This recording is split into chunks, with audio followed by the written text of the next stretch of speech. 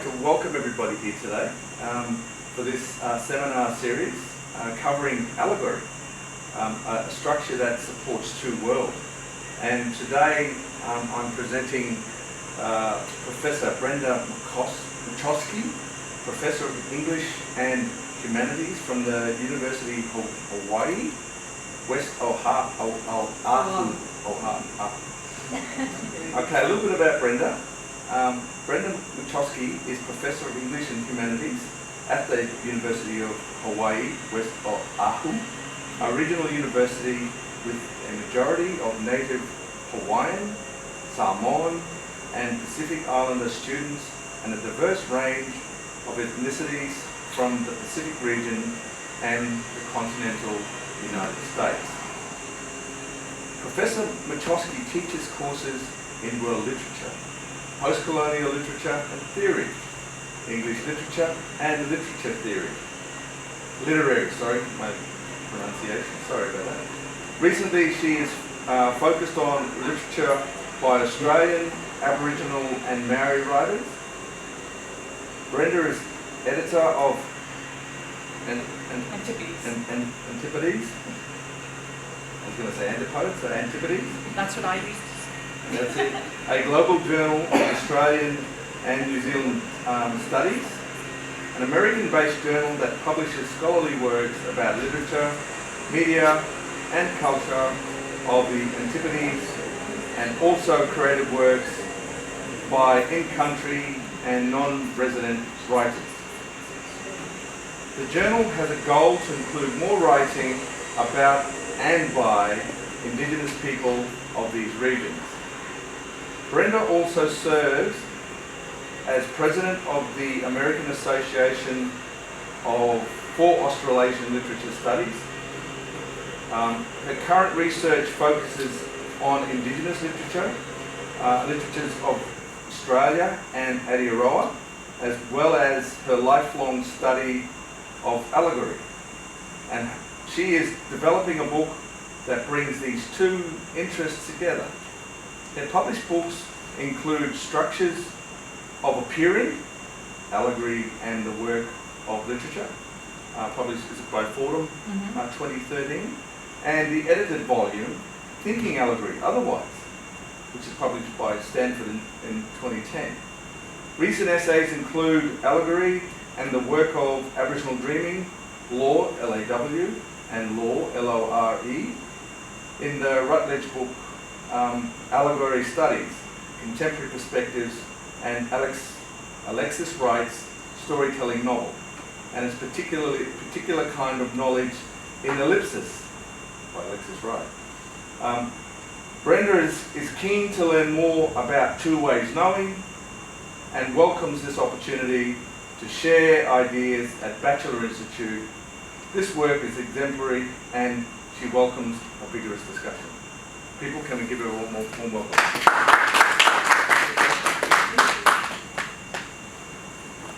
you, Leon. I appreciate the welcome, and thank you, Auntie Sue, for welcoming me to country. And I'm very excited to meet you. Batchelor was actually the motivation for me to get myself to the Northern Territory. I just really want to find out about what you do and who you are. I do begin by acknowledging the traditional custodians of the lands on which we meet today, the Kungatakan and Hawai peoples, their elders past, present, and emerging. I also acknowledge the Kanaka Maoli of Hawaii, the traditional custodians of the illegally acquired lands on which I live and work.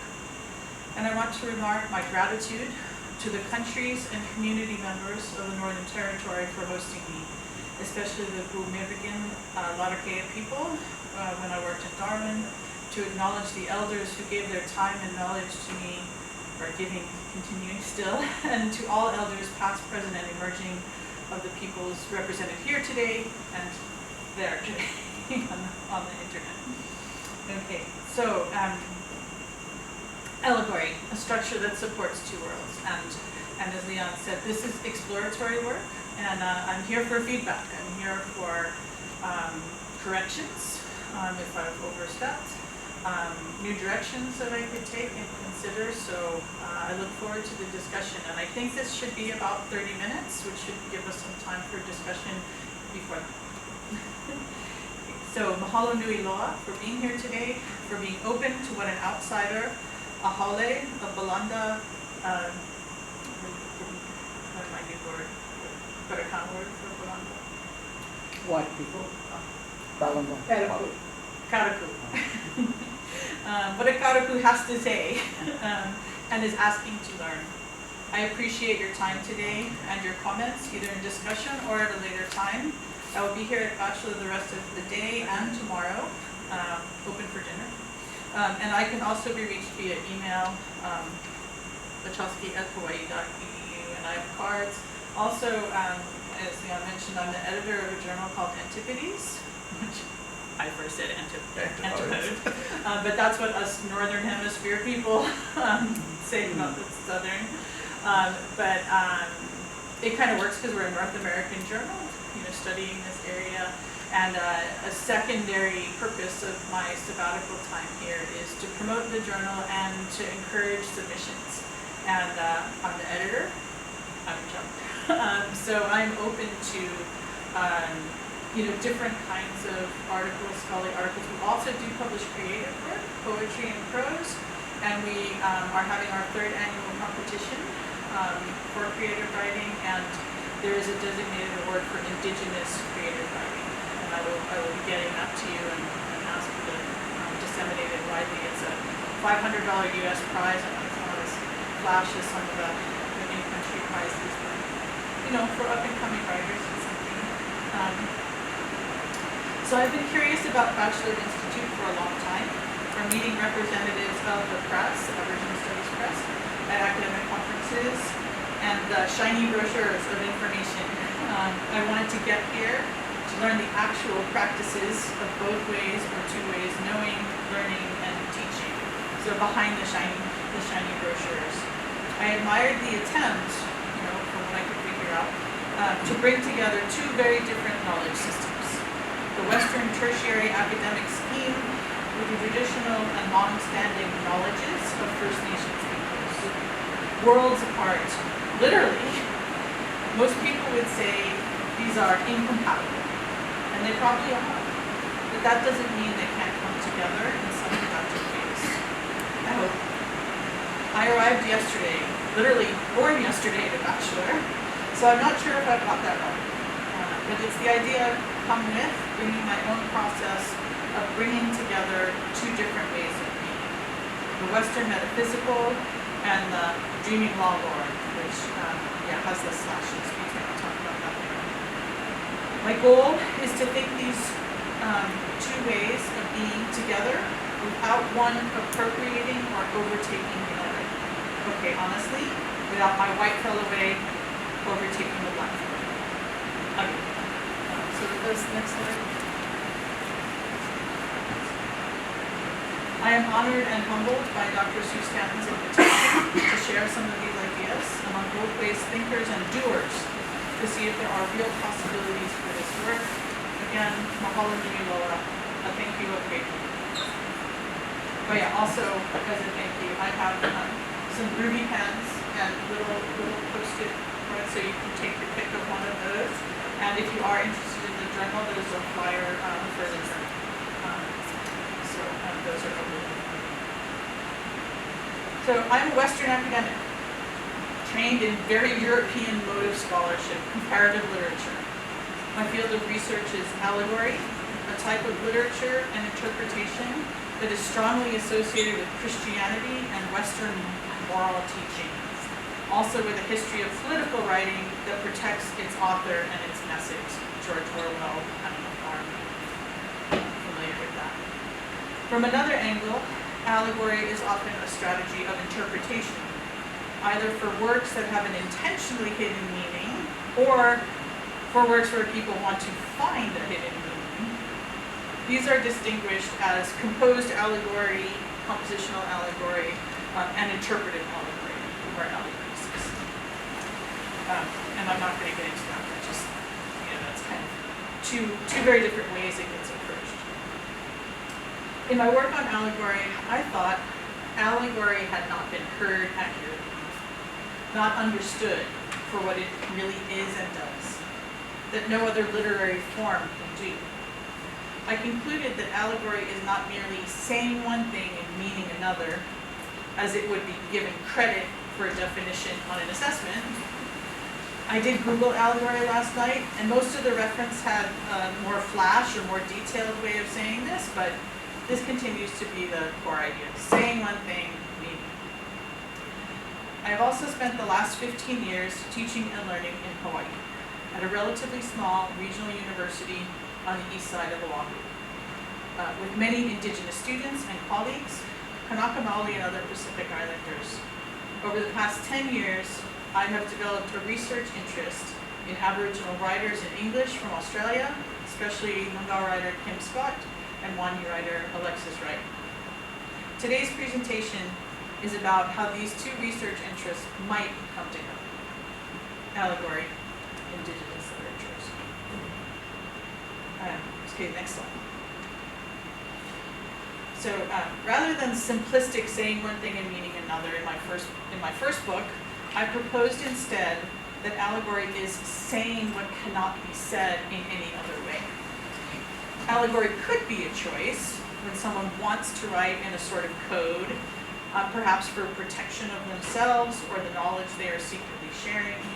But allegory can also be unavoidable, a necessity. When the thing you want to say cannot really be said, literally cannot be said, put into words. So like G-D. I don't know if this is a Hebrew way of spelling God, and it's also true in Hebraic. They leave out a letter because you cannot represent God.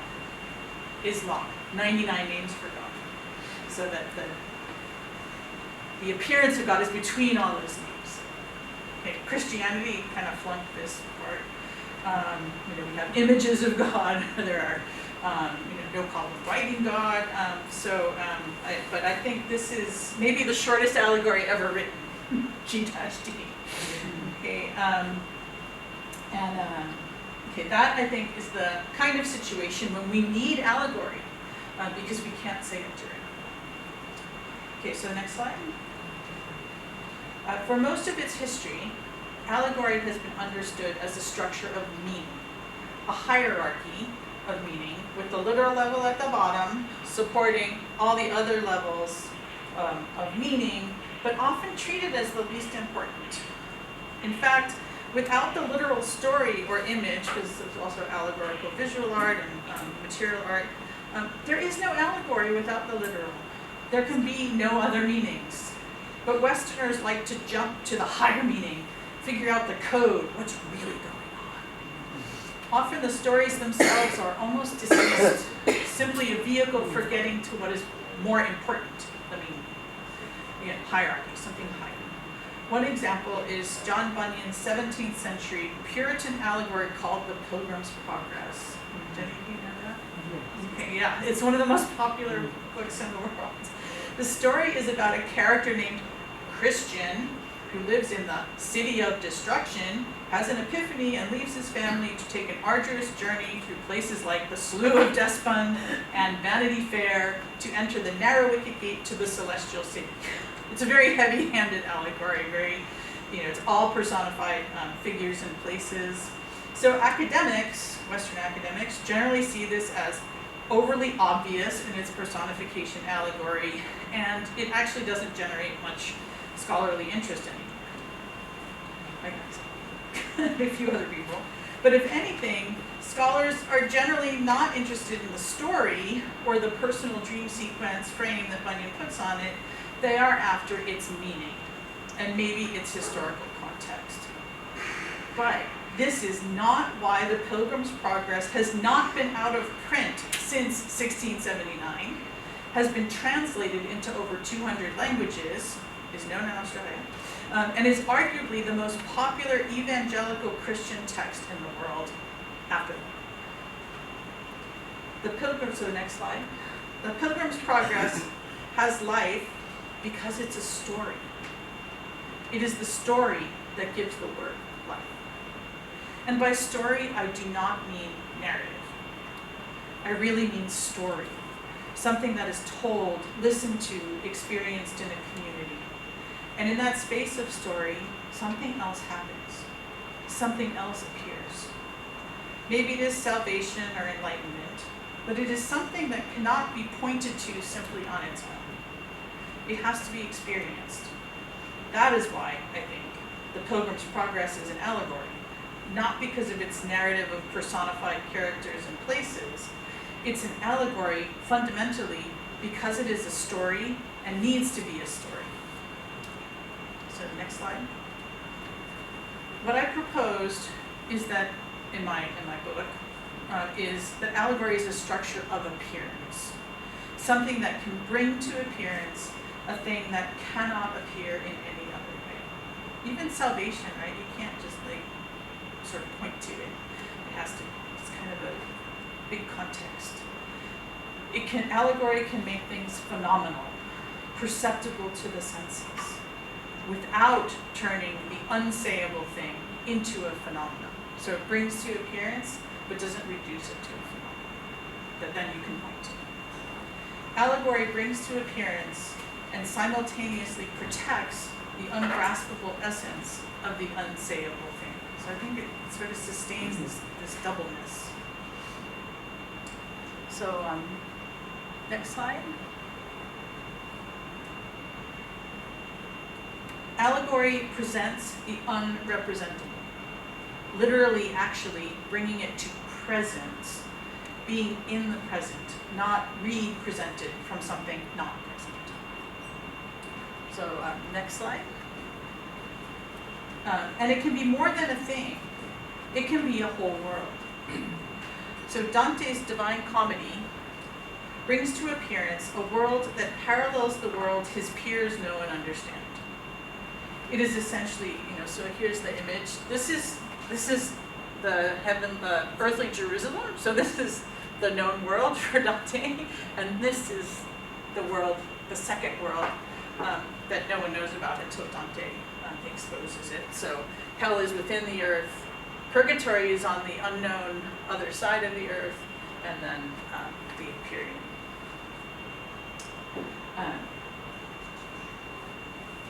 It is essentially an invisible world, and in the highest sphere, an unsayable world, right? So surrounding all of this is God. It's where we see God, and that's what happens in the very last canto or chapter of the Divine Comedy, is we see God. And my reading of the comedy is that you have to read the whole poem to get to that moment where you might see God. When I teach it, that's what I tell them. You're going to see God at the end of the semester. And some of them do, and some of them don't. And it's not a Christian thing. It's not a religious thing. It's building up to that point of experience something divine. And of course, Dante fails at that moment in language. He talks about squaring the circle. He's got a couple of images. And then the poem just ends right at that moment. Because you can't really say it, but you can experience it, I think. Dante insisted that this world is real and true, to the point where some of his contemporaries said, well, he's a little swarthy. Maybe he was down there in hell with the burning fires. So Dante's hell is both burning fires and the very pit where Satan is actually frozen, because Satan has no power. So he has these wings that just keep hell frozen. In fact, his purgatory became and remains the model for this Catholic idea. But I'm not here to talk about Dante either, just to point out that there's an example of two worlds in the same space at the same time in the center of the Western tradition with a dead white guy. What's interesting about Dante is that he writes about the 4 levels of allegory that I showed earlier in a letter explaining his poem, but he uses a biblical example to talk about those 4 levels, and he never applies it to his own poem. So I'm like, it's hard to find it there, this literal, allegorical, moral, anagogical. So that kind of tipped me off that maybe allegory is something different than that. Another interesting point maybe is that Dante lived most of his adult life in exile from his home country of Florence. So he intuitively knew what it was like to sort of exist in 2 worlds or sort of have 2 worlds. Maybe another time So next slide. Allegory creates a space in which two different things or worlds can appear in the same space at the same time without coinciding, without being the same. So, I was talking to someone this morning, maybe they sort of coincide, but they're not the same. In Western rhetoric, the symbol, so rhetorical studies, the symbol has coincidence, right? So in the Catholic Church, that host, that happens at communion, the miracle is that it becomes the actual body of Christ. It's not a sign of it, but it actually becomes it. So that's the strong definition of symbol. The word symbol gets used in lots of sort of careless ways, but symbol, and in literary studies, it also has that sense of divine coincidence. And allegory has always had a gap. There's always a gap between the sign and its meaning. It's not coincident. So for Western thought, for me to say two things, two worlds can appear in the same space at the same time, impossible. It's an impossibility. It violates the law of non-contradiction, which was established by Plato. Okay. So I also ended up arguing in my book that allegory goes against the metaphysical thought tradition of the West since Plato. I will spare you that argument so I can get to what I'm thinking about in relation to the dreaming law lore that exists for every Aboriginal people in Australia, at least that I've come across, although different and distinct. And I try to avoid what some people call pan-Aboriginality, sort of this lumping together. But there does seem to be at least a dreaming, known by different names in different ways for almost all Aboriginal people. The other day, Gulamirgan elder Bilawara Lee reminded me of the distinction between the dream time, which is the ancient time when the earth was created, the time or pre-time of the origin stories, and the dreaming, which is now and present and includes the active law as expressed through stories or lore and the ways in which the ancestral spirits continue to inhabit this earth. I am talking about the dreaming, a convenient catch-all term created by white fella W.E.H. Stanner, who did seem to have some sense of what he also called the everwhen. But still, it's English. Even though it has been largely adapted by First Nations people of Australia, unless they can use their own language term. So the next slide. And you're almost done. In English, I use the term dreaming /law/lore in an attempt to get across the complexity of the idea of dreaming, to at least gesture to the main parts, to avoid reduction, to dream state and psychological stuff about dreams, and to write an awkward word in English, so we stumble on it a little bit. The dreaming law lore exists simultaneously with the mortal world. I'm still trying to figure out the best word for the non-dreaming world. For now, I'll go with mortal, but I'm open to suggestions. The interesting point for me is that these two worlds exist in the same space at the same time. Aboriginal people have no problem with this. Islander people think, you can't have that. That's impossible. Clearly, it's not impossible. So, as a holiday or outsider academic, I'm thinking, what is a way that we can make it possible? Since I started working on Aboriginal literature, I've been disappointed and pained at the way the dreaming is treated. So some of the big examples, I think. Dreaming conflated with dream time as origin stories and relegated to being myths, in the sense of being a primitive way to explain the world, like Greek and Roman myths now, not realizing, of course, the great myths of religion, especially Christianity, and even science. It's all myth. And it's, partly fiction, partly true. Psychological associations of dreaming and altered states, including recent theories of Wian rock art, also known as the Bradshaws, of the Kimberley, that insists the heads of figures indicate psychedelic mushrooms, and like the sand people of Africa, they must be related to hallucinogenic states. There's a disagreement. appropriation by new agey approaches that kind of take what they like from it, connections to sleep, which actually do have some relevance, treated as children's stories only, rather than realizing that you start learning as a child and then keep working deeper into the same knowledge, but just kids' stories. You outgrow them. What I'm interested in my research here is to see if there is a way to meet at the limit between Western conceptions of time and space and Aboriginal conceptions of time and space. By meeting at the limit between them, I hope to resist acts of appropriation. Most guilty are the white outsiders, I acknowledge. However, just reversing that act of appropriation is not particularly productive. Instead, is there a way we Westerners can sort of touch, or almost touch, and see, glimpse, or experience an other way of seeing the world? We don't need to cross over. It is better if we do not cross at all, but just to listen to what the other side has to say. And I mean just to listen, not to resolve, not to then show superiority or inferiority. Just listen or just see. The open question today is whether allegory, in my reworking of it, may be a structure that helps non-Indigenous people to understand the coexistence of worlds, as in the coexistence of dreaming law lore for Aboriginal people. I think so. I guess I also hope so, since this is a research project. And I'm optimistic, but I want to listen to what you think after I've laid it out. If you think it's rubbish, tell me it's rubbish. So what do I want to do?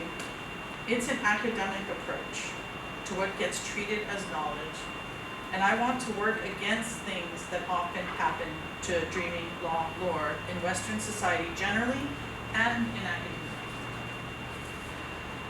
For whatever it's worth, from a Balanda Hale like me, Hale is the Hawaiian word for outsider, it means breath of the other.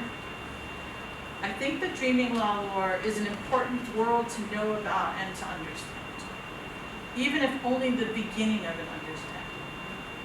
In reading and analyzing the works of Kim Scott and Alexis Wright so far, I see how the dreaming law lore is threaded through the work in obvious as well as subtle ways.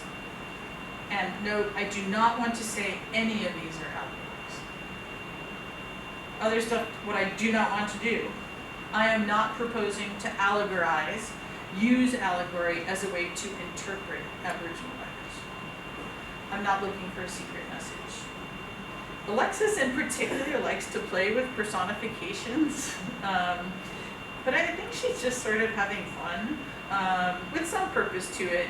But I think if we tried to pursue names like Will Phantom, who can be in front of you and you don't see him, which is a family trait, I don't think it would be particularly significant. It wouldn't be that rewarding. And there are clear references to the conditions of Aboriginal people living on the fringes, put to the extreme in the Swan book. One could extrapolate an allegory of colonization, but I don't think that's all that interesting. In Kim Scott's Benang, there's very much an exploration of the two worlds of the main character, Harley. He has been bred to be the first white man born in a crude replication by his grandfather of the Aboriginal not so protective board, the eugenics policies to breed out the black. And I apologize for the sorry business here. Kim's playful bit is to have Harley float, literally be uplifted in being white. But Harley is more connected to being Aboriginal and writing about it and telling stories about it. That grounds him. So he floats, but he discovers when he writes, he's grounded.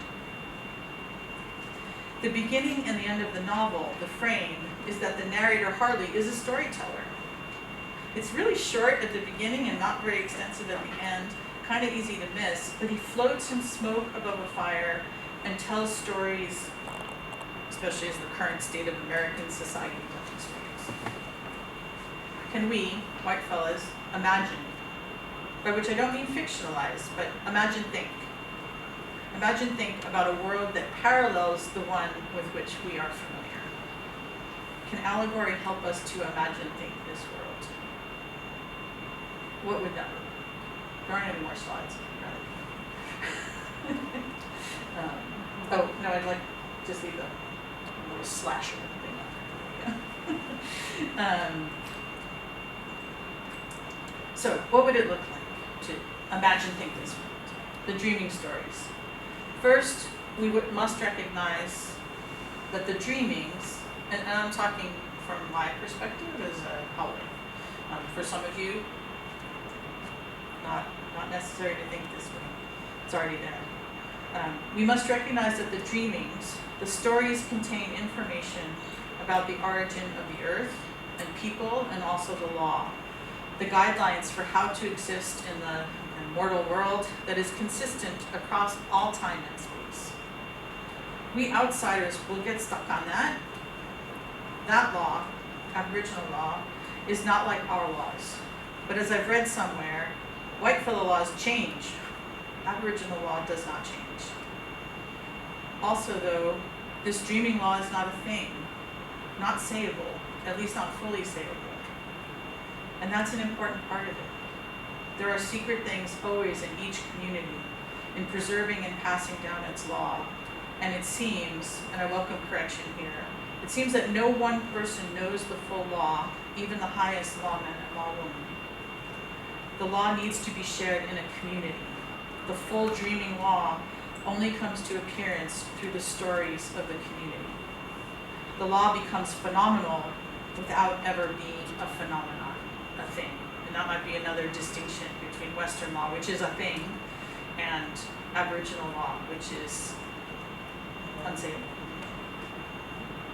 For Aboriginal people, I think, again, open to correction, the telling of stories, the use of their own language, being on country, being in a community, that is the structure that supports the appearance of things, worlds that cannot appear in any other way, not directly.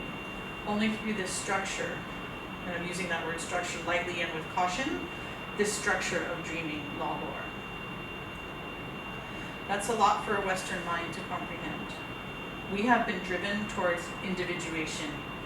We have become imperial about the English language in particular, European languages generally, not understanding the profound loss of translation, especially from much older languages, non-Indo-European languages.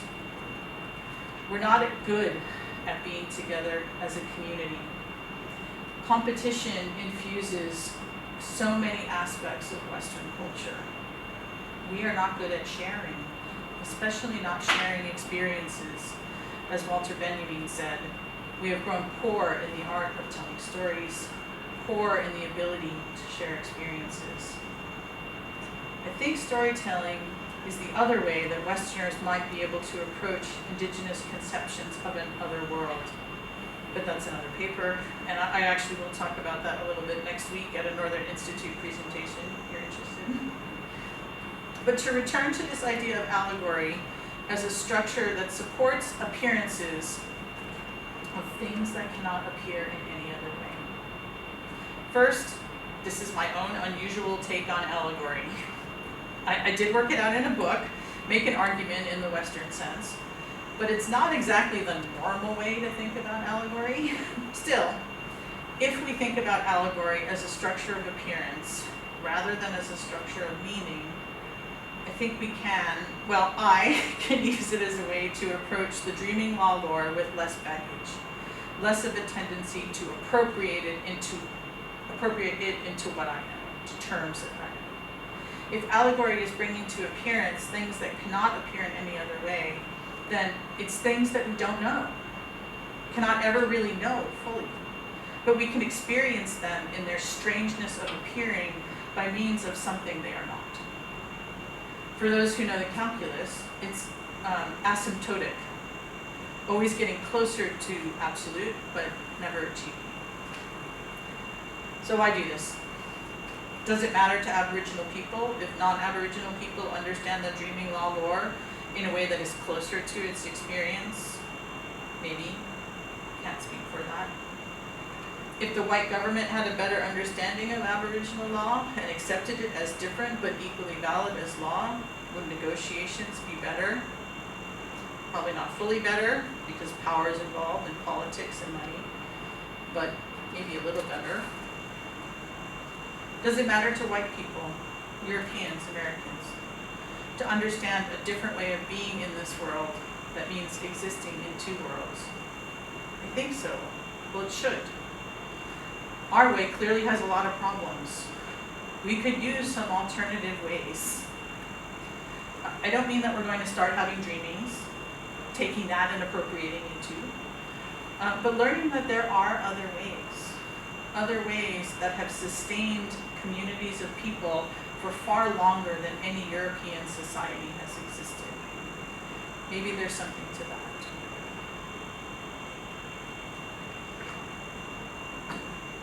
If we use the structure of allegory to understand, and maybe even experience, the appearance of dreaming things that cannot otherwise appear to us, we can use that tip of knowledge, and I think that's probably as much as Westerners can get, a little bit of knowledge, just the bit that appears to us, to reflect on our own sense of being in the world. The West has long believed in two worlds, but they're separate. The world of humans and the world of the gods or God. Even before Christianity, for the Greeks and Romans, they were separate realms. Even if the gods could meddle in the human world, and one lone singer, Orpheus, could meddle in the underworld, the gods' world, but they became increasingly separate in Judaism and then Christianity. Until recently, God and even Jesus were inaccessible and required mediators, which is how the Virgin Mary became such an important figure. And this, generally the saints. This again is why Dante is interesting. Like Orpheus, the poet is able to go into the underworld, the world of God, and the overworld, and the two worlds, the afterlife and this life, are in the same space. And we understand that second world, that removed world, through allegory. The main function of allegory has long been to explain the ways of God to men, as Milton put it, to say what cannot be said, but we strive for the appearances that help us to understand. So most of allegory, beginning with Augustine interpreting the Hebrew Bible to connect to the Christian Bible, I don't know, maybe 75% of allegory is somehow connected to Christianity, and then the rest maybe politics or some other purpose. So it's about these two worlds.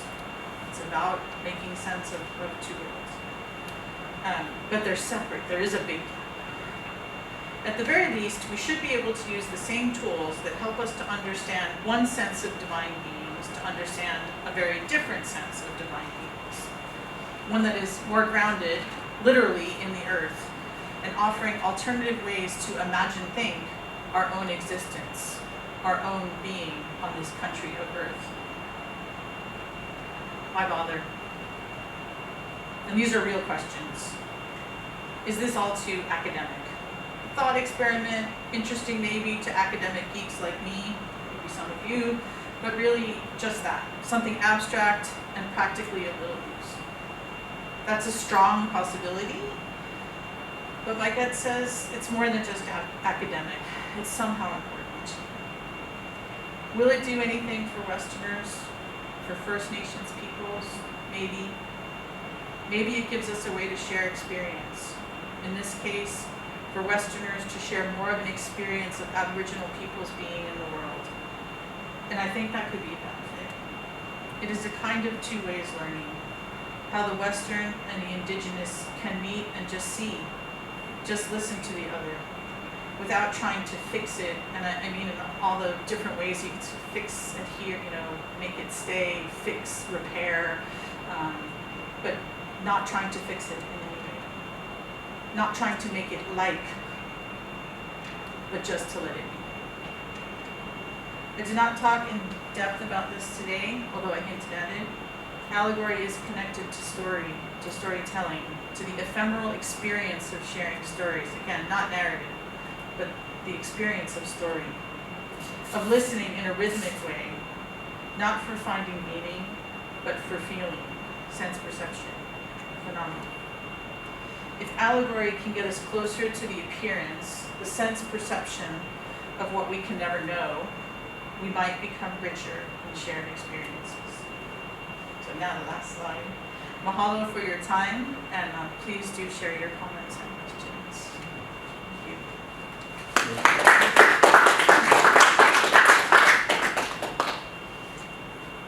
So yeah, we have maybe 15 minutes. Listening to you telling us all about globalism and how it's a storytelling. What I get out of that. Sorry, I didn't hear what you. Listening to what you've just said, what I get out of that is, I'm going to take you a step back to the Egyptians, the pharaohs. They've told the story. They've told the story as it was carried. They've told the story beyond, but no one took any notice of it. This is what the Aboriginal people have done. Again, they've told the story of the beyond and the current and how to look after country, but again, it wasn't taken any notice of. So to me, what you're trying to tell me is, let's go back to the roots, if I can put it that way, and let's just tell the story in a manner that us Westerners understand it.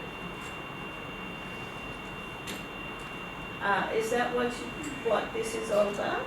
Yeah, I mean, I kind of like, well, saying it's not noticed, but I think how we notice is, so, and it has been noticed, but in those sort of derogatory ways that I mentioned, or reductive ways that I mentioned. And so how can we notice it on its own terms? You know, and it is impossible because, you know, we're immersed in our system, right? Just as Aboriginal people are immersed in theirs, right? So I don't think, I'm not after combining them, but how can we notice it for what it is, not for what we want it to be? I think accepting the fact that countries as well as people, as well as nature itself, goes through a different progress and a different stages in its lifetime, hence understanding the difference between the spiritual side and the actual side. And that's where it should begin. We should acknowledge those phases, worlds, happenings, I don't know. Well, and that's why I think we do have some models in the West. We don't think of them in that way, but we can, because, you know, like Dante's, you know, it's just even just, you know, the way we relate to God and Christianity. I'm not Christian, but I studied it a lot. And so yeah, we have models, but I think what's important, what I really want to emphasize is this meeting rather than appropriate. I think what we do, you know, what the West has done very well, very badly, badly well, is to appropriate, to be like, oh, I know what that is. You know, I just think of this kind of absorption. Which refer to models, we need to stop to referring to models. Yeah. And actually look at the phases of different areas in our world, whether be it, you know, my knowledge is different from your knowledge, and just kind of try and capture that. Just let it be. Yeah. No, you know, be curious, want to know, want to share, but not want to take. And I always refer to the models that you've always mentioned, because I think that confuses people, and that kind of tells people to go back to these and learn from them, but that not necessarily the learning is there. Yeah, I mean, that's heuristic for the, you know, that's why am I doing this project? Because those irritate me. You know, so it's here for, you know, the motivation, but I agree that, you know, it's, you know, and that's what as we say, the former guy in the United States, you know, the power of repetition, right? So the more you repeat things, they almost gain a truth even if they're an outright lie. And, you know, we sort of, some of us have seen that in action. Yeah, Auntie. Thanks for that, Sophie. I was just sitting here thinking, maybe I shouldn't even be saying this out loud, but, and with all due respect to people wanting to find the deep answers and even present questions, and also to you personally as a research project, and the Western way of always trying to get to the guts of it and pull out all this stuff. As an Aboriginal person, I'm totally fascinated by why they have to do this. It's like, just because that mountain's there, you got to climb it, or just because that river's there, you got to swim it. Whereas in my world, I've been brought up differently to not worry about that stuff, you know, because it will reveal itself, and through your own different things. And I'm not Christian myself, but I find these questions really disturbing, and I think Christianity does that to a lot of people. It brings out this really disturbing element in humans that, this is my personal view. I agree with you. And I just think, as an Aboriginal person, I'm not worried about that, you know. To me, it's just not, doesn't make me tick.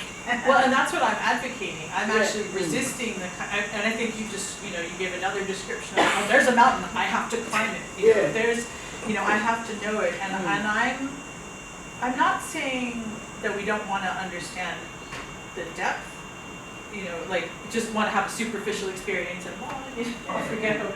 But to understand the depth in the way that you described, it comes to you. It reveals itself to you. And that's why I say let it be. It, you know, can, and I think this is really hard for Western people and even Western academics who, you know, claim to be objective and all that. That, you know, and it's systemic, right? Like we were talking about yesterday, systemic racism. It's a systemic thought pattern. And I agree. You know, the other project I'm working on is a book called World Without Fall, and so I'm interested in learning more about the creation stories and how that works in Aboriginal culture, but juxtaposing that to the primordial fall of Adam and Eve, and how much that determines everything about Western ideology and Western culture, right? And it's Christianity, and it's tied with capitalism, and tied with that owning and, you know, possessing. But that depends on how that was taught to you, or how that was presented to you, that you get a different perception. This is why I was saying your knowledge is different from mine. Spiritual, tertiary, feel and touch, whatever. So it goes back to that. It's how religion, whatever it might be, we're talking about Christianity here, how it was taught to you. Well, so in this bigger project, I'm looking at how it has a cultural influence, you know, through Europe, and it goes into capitalism. And it's because I think because that primordial fall, we fell from an ideal state. You know, human beings fell from an ideal state. Therefore, everything that humans do is about getting back to that ideal state. So progress, progression, you know, like, you know, the Hegelian dialectic, right? You see something that's other than you, and you get it and bring it into yourself. You see something that's other, you get it and bring it into, you know. So this whole notion of progress.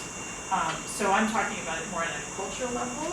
I think on an individual one-to-one level, but the same thing should happen. That, you know, academics, and you know, that's what I've been doing with elders, more listening than talking, which I think is appropriate. But you know, I'm here because you are the holders of a knowledge that I really don't know. You have this different experience, and the only way I can learn anything about it is to shut up and listen. As one of your colleagues up north told me, John Gunther said, I learned that. Shut up and listen. I was just thinking, maybe I should let somebody else talk before I put my foot in it. But I was thinking that whole idea of why I get so frustrated. I'm Western trained. I'm a historian, a colonial historian, and that's my discipline. But living in that Western academic world and research world, all those fundamental things that matter to me as an Aboriginal person, I was taught that my priority is to look after my country, to look after my land, so we regenerate and we keep growing, and we're looking after this for people. We're not worrying about all that other stuff. We've just got to keep generating that all the time through our knowledge and our stories, and I think like that even now, to me, that's the most important thing. And I struggle every day with living in a corporate world where I think this is and this is a good time for us. It's good that you bring this out, because I think it gives those people who don't think about those differences, it's time for them to just stop and think and say, well, what is important here? We're forgetting about the land, we're forgetting about our cultural roots, we're forgetting our stories because we're getting wrapped up in this Western capitalism, and we just get too caught up in it. Then we want to go climbing those mountains and swimming those streams and competing with each other. I was thinking, how different would academia be if we treated academia like country? Yeah. What a positive environment it could be. And it's not, right? It's cutthroat and it's competitive and it's individual and copyright and it's not about taking care of that country and the next generations, right? I mean, I gave a workshop at Charles Darwin last week about publishing articles, and it came up about mentoring and taking care of the next generation, and how few people do that. I have someone who just, not my dissertation advisor, but just someone who took me on, and we're good friends, but he's definitely my mentor, and it's extra work for him. Poor guy writes so many letters of recommendation. But it's, and I talked about, I think the Hawaiian word is kuleana, roughly responsibility, but a much deeper sense of responsibility. And I think academic country would really benefit from thinking this way. Well, here at Batchelor, we, especially in the grad school at the postgrad level, Dr. Gilby, Catherine Gilby, is director of that postgrad area. She insists on this land-based cultural knowledge, that that's got to be at the essence of you even wanting to be here. And I think that's a really important thing that we have to keep driving here at Batchelor. So you think it transfers some into academic and that's structure. Across the board, not just for That's what I was hoping this year. Yeah, not just for the students or the candidates in the program, for every single person. The whole thing, it's a whole. I mean, you can't break it down, and that's why I think it's being in the presence of this other experience that's important, because it's the whole. And that's why I said, I don't want to allegorize, Benang. I do write about these novels, but I try to write about them in a really careful way, that I'm not disrupting them, that I'm not interrupting this, like I'm letting the story be, and then, doing my thing, and they're working together. It's kind of like maybe an extension of the story, like I'm adding to the story without messing with the story that's there. Thank you, Brenda, for your talk, and we met the other day up at Thanks for coming down. That's okay. I think one of the things I think about when you talk is that we're all Indigenous, Aboriginal and Torres Strait Islander people. Everyone here is? Not everybody, but I'm just talking about Australia in general and our nation. I think one of the things you need to be mindful of all is we're very diverse. So, because of our ages, because of where we come from, because of white contact and when we were contacted, and our histories and languages and all that. And so many of us, because of different historical events, weren't brought up in a traditional way. And so when we use words like dreamings, law, that could mean different things to different people. But I think it's all got to do with spirituality and how that was taught to us. So for example, I wasn't brought up in a really strong traditional Aboriginal culture, but there were things that happened, like the old people would talk about earlier on, like the little people, that were in our rainforest, and they tell us these stories that would scare us from going out at night. Well, the moral of that story was don't, go out and walk around by yourself, because, there's these little beings, spiritual beings around, and, things like a grass that ended up in our kitchen wasn't from our area, and they know somebody's passed away. So little things like that, but that was kind of what I got through growing up. It was little signs that somebody died. So we're from North Queensland, so all I'm saying is that, Australia, Aboriginal Australian, I can't speak for our Torres Strait Islander families, but, for Stephanie's families, it's two distinct cultures within Australia, and the diversity is very complex and layered. The other thing, and I was just looking at Insight last night, the Indigenous identity, and one of the things that I was thinking about, those ones who were on that journey of finding their identity, and they're just starting on that journey, and they're also looking at things like this. I think one of the things when we went to WIPSI, the World Indigenous Peoples Conference, something that kept coming up, and I think you should be just mindful. I'm not, trying to kind of,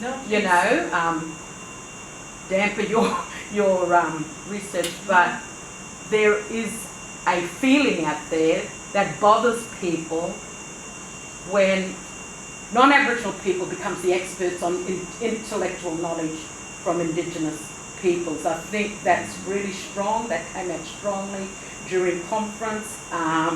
That we have to go to textbooks, or we've got to go to white experts to find out about our cultural knowledge. And I think that's something you've really got to be mindful of. That's worldwide amongst Indigenous peoples, is people are on their own journeys, and you just got to be aware of that and mindful, and tread carefully in that space. So that's all I'll say. But it is real.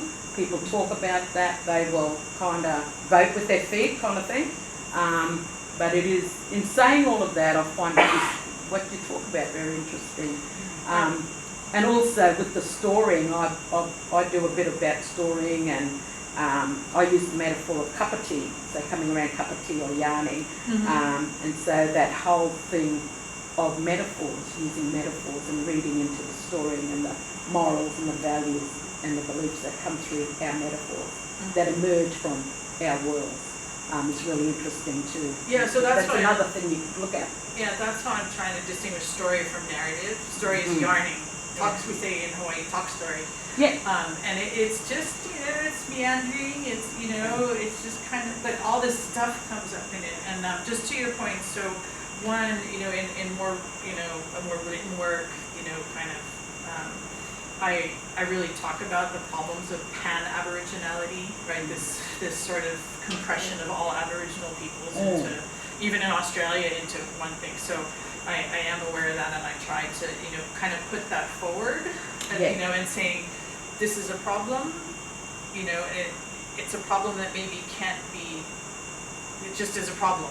And, we can't really do it because of that history, because of colonialism, because of movement, involuntary movement off country, that Aboriginal, sort of has a function, but we always must use that term, like, I don't know, kind of in parentheses or in bracket, sort of scare quotes, as we say, and so I am aware that I try, in especially in written, sort of less ephemeral form. And that pan-Aboriginal is the problem. Yeah. Especially in these kind of organisations, because everyone thinks we're one model. You're all like alike, Robert pointed out, we're all the same. If I may just continue on from Robin over and Dr. Celia, and where Robin referred as as to myself as Stephanie as Torres Strait. And that's it, you know, and this is where the Western ideologies come out about Aboriginal, referring just to Aboriginal, where there's that diversity, picking up on that, where for myself, I'm both Aboriginal and Torres Strait. Because like for us, we've got our journal where we publish our content, but when you have a look at where that ends up, there's not too much. And then when you, like you mentioned, the other guy over the other continent, who was putting in a whole bunch of mistruths, you know, how that can actually limit the sharing and more importantly that storytelling to broaden the mindset. Yeah, and that storytelling is true. There's a profound truth to storytelling versus, you know, it's not lying, which is, you know, the former guy by which I mean Now, guy who's in charge of our country. I know David wants to speak, and I know we're running out of time, but I just want to confirm with Stephanie that she's right about this being a meeting place. And to quote you, Brenda, talking about dead white guys, the name Batchelor is actually a dead white guy. But Cormorant and Hawai have different names for this place. I'm not even going to tell you those. There's several different names, and they all denote that it's a meeting place for different ceremonies, different seasons. So it's an interchangeable thing. But yes, the essence of the place is it is a meeting place. So, and this is where we all come together. And just one little point about Stephanie is that I have met on this trip people who didn't find out who they were until 18. You know, kind of like the Sally Morgan story, but you know, meeting people who that's their story. You know, oh, your parents, or you know, for Sally it was Indian, you know, but you know, people of color, and you know, and young people. You know, there's a postdoc working for Kim Scott who's in his mob, but didn't know till she was 18, and in this process of discovery, and it's sort of amazing to look at her and kind of just listen to her and how she's processing all of that. So And that's what I said with the students from all cultures, the cultures within the Aboriginal culture. That's right. You know, and then they come in here into Batchelor Institute, you know, come here on what we said, the meeting place. And these different cultures, Aboriginal cultures, are working together, living together, and coming together for a Western education. And it's true in Hawaii too. We see the Hawaiian students figuring out who they are. I mean, it's really Hawaiian culture and language is really emerging on the upswing, and it's really awesome to watch. You know, see my students, even like the 4 years of their Western education, embrace and develop as Hawaiian.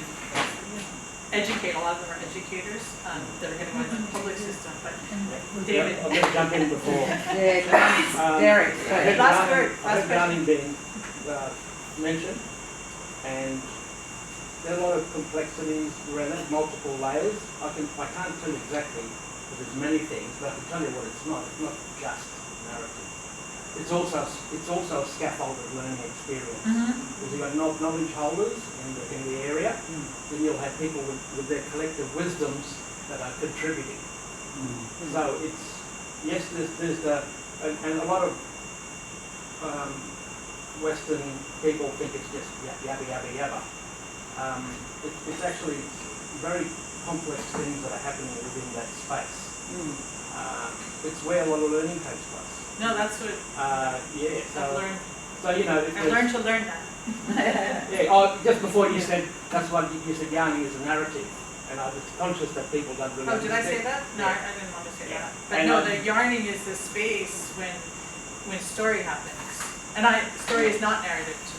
And sometimes it can switch from one to the other, and being able to follow it and understand how it goes is one of those complexities. Yeah, I mean, I appreciate that, and again, that's why I felt like, you know, I don't even like having this book, except I'm getting so much information. You know, I have to kind of take notes, but I try to kind of keep it minimum, because like yesterday was beautiful.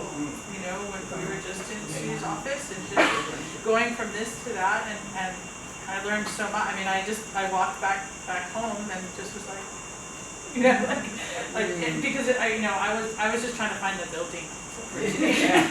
And, you know, I ended up in Sue's office for that length of time, and you came in and out, and it was really beautiful. And same thing with John and keep wanting to call you Robin the other day, as we, you know, just kind of yarning, and you know, I have learned the importance of that. There are, I mean, places around where you got that Western knowledge system coming with that Aboriginal knowledge system, and what they do is try and find that, you know, that concept of third space. Yeah, third space is another. Where it comes in, and that's something that's used to good effect at other places. I mean, you know, you might be seeing. Kind of that's probably something we think about here. Third space, sort of the Caribbean version, yeah. Well, it's I'm not sure about that, but I know it's a space where not one or the other, but it's not one or the other, but it's also it's not just about the knowledge. It's about how it's feeling. It's about safety. It's about it's all of that. So yeah. Thank you all very much. We means until we gather again. We don't say goodbye either in Hawaii. We say until we see each other. And Brenda, on behalf of the Batchelor Institute, we'd like to thank you and Thank you offer very you much. this gift, this parting gift. This is very happy. And lunch is served, everyone. And I did make some Hawaiian biscuits. Oh. That we call cookies. Thank you, Brenda. Thank you, Brenda. That was lovely. Thanks, everyone, for coming.